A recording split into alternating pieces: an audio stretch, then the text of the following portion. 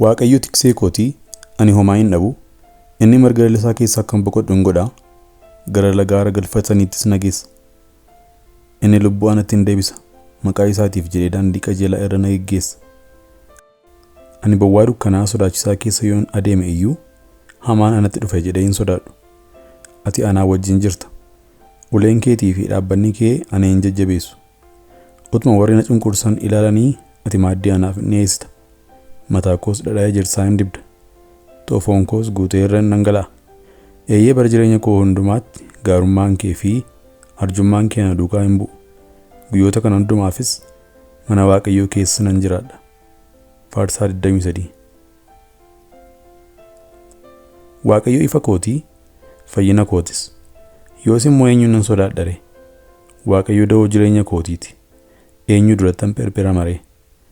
Warri hamaa hojjetan ana nyaachuuf yommuu anatti dhiyaatan, warri na cunqursanii fi warri diina kootii ana irratti yommuu ka'an ofuma isaaniitii gufatanii hin kufu. Duulli na marsii yoo buufate iyyuu garaan koo hin sodaatu. Lolli yoo anatti ka'e iyyuu ani hin shakku. Ani Waaqayyoon waan tokkicha nan kadhadha. Isas argachuu nan barbaada.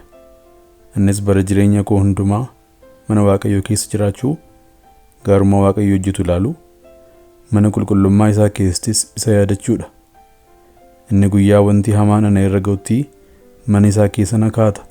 Suuqa godoo isaa keessa na dhoksa. Nagaattis kattaatti ol na baasa. Ammas diinota koo naannoo koo jiran irratti mataan koo ol in jedha. Anis sagalee gammachuu dhageessaa godoo isaa keessatti qalma nan dhiyeessa. Faarfannaadhaan Waaqayyoon nan faarfadha. Sagalee mi'a faarfannaa garaa garaas nan dhageessa. Yaa Waaqayyoo, sagalee ani ittiin si waammadhu anaaf dhaga'i. Araara natti agarsiisi. Kadhata koos anaaf dhaggeeffadhu. Ati fuula koo barbaadhu akka jettee yaadni garaa koo anatti hin himu. Ammas ani fuula kee nan barbaadadha. Yaa Waaqayyo, fuula kee ana duraa hin dhoksin. Garbicha kee dheekkamsaan of duraa hin deebisin. Ati gargaarsa naaf taateettaa ana hin gatin. Ana hin dhiisinis. Yaa Waaqayyo fayyina koo, abbaan koo fi haati koo yommuu na dhiisan, Waaqayyo immoo simee ana hin fudhata. Karaa kee na barsiisi yaa Waaqayyo. Sababii warri adeemsa koo caqasan jiraniif ati daandii qajeelaa irra na geggeessi. Warri sobaan dhugaa ba'an dubbii hamaa afaan isaanii keessaa gad jijjigsa. Ana irratti waan ka'aniif fedha diinota kootiitti ana hin kennin. Haa ta'u iyyuu malee biyya warra jiraatoo sanatti Waaqayyo gaarii ta'uu isaa arguuf akkan jiru nan amanadha. Waaqayyoon eeggadhu jabaadhu. Waaqayyoon eeggadhu jabaadhus laphee jabaadhu. Waaqayyoonis eeggadhu. Namni golgaa isa hundumaa gararraa jiru keessa jiraatu gaaddisa isa hundumaa danda'u jala hin buufata. Waaqayyoon ani kooluusitti galeeraa, ati masaraa kootii, ati Waaqayyo koo isaanii amanadhuudhaan jedha. Waaqayyo kiyyoo namni siif kaa'ee dha'icha nama balleessus si oolcha. Harka isaatiin si golboobaa bobaa isaa jalatti kooluu hin galta. Amanamummaan isaa gaachanaa fi marsaa siif hin ta'a. Wanti halkan nama sodaachisu xiyyi guyyaa namatti gadhiifamus hin sodaachisin. Dha'icha dukkanaan namatti dhufuu, dhukkuba adeemaa saafaa nama balleessus hin sodaatin. Kumni tokko si bukkeetti, kumni 10 gara mirga keetti yoo kufan iyyuu wanti namatti dhufu kun sitti hin dhiyaatu. Ati garuu ija keetiin ilaaltee gatii warra jalootaaf baafamu ni argita. Ati yaa Waaqayyoo, ati isa ani kooluu itti galudha jetteetta. Isa hundumaa gararraa jirus iddoo kooluu itti galtu godhatteetta. Wanti hamaan sitti hin bu'u, dha'ichi mana keetti hin dhiyaatu. Karaa ati adeemtu hundumaatti akka si eeganiif ergamoota isaa siif hin abbooma.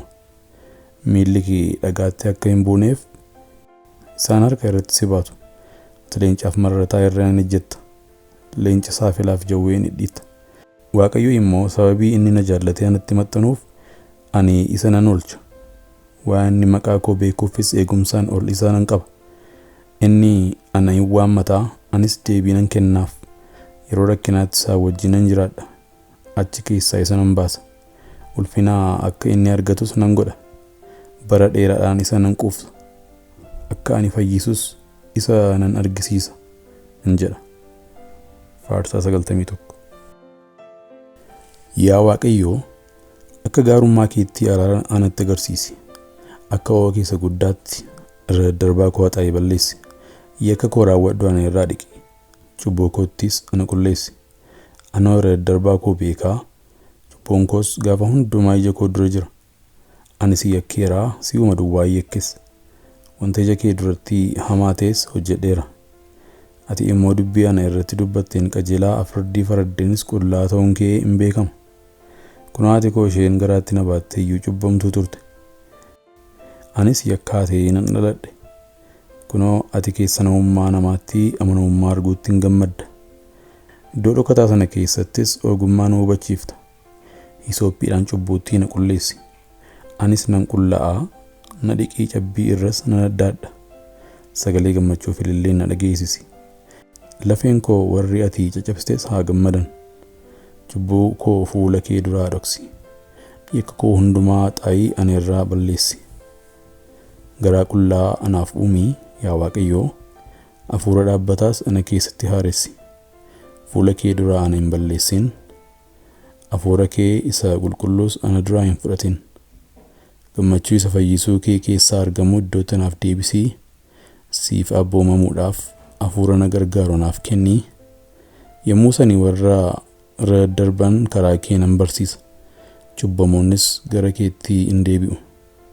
Yaa Waaqayyoo, yaa Gooftaa, na fayyistuu dhiiga koo dhangala'uu oolchi. Arrabni koos waa'ee qajeelummaa kee gammachuudhaan guddisee hin faarfata. Ati arraba koo hiikii yaa Gooftaa, afaan koos jajuu kee hin hima. Qalmi sitti hin tolu. Aarsaa dhiyeessuu koottis ati hin gammaddu. Afoorri yaada cabaa aarsaa Waaqayyoo biratti fudhatamuudha. Yaa Waaqayyo, ati garaa cabaadhaaf bullaa hin tuffattu.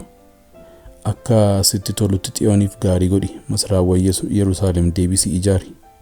Yommus qalma qajeeltootti aarsaa qalma guutummaatti gubamus hin gammadda. Yommus iddoo aarsaa kee irratti tuntunawwan qalmaaf hin dhiyeeffamu. Faarsaa 51. Yoo har'a dammaqxee jirta ta'e sababatu jira. Waaqayyo hojii siif qaba. Har'i guyyaa kee isa jijjiiramaa ta'uu danda'a. Mee waliin haa kadhannu. Yaa Abbaa keenyaa isa Waaqa irra jiraattu, galanni siif haa ta'u guyyaa har'aa kanaaf. Har'a akka ati nu waliin jirtu ni amannaa. Nu jabeessi, nu tiksii, nu eegi, nu qajeelchis. Guyyaan keenya akka si gammachiisu nu godhi. Maqaa Yesuus Kiristoosiin ameen.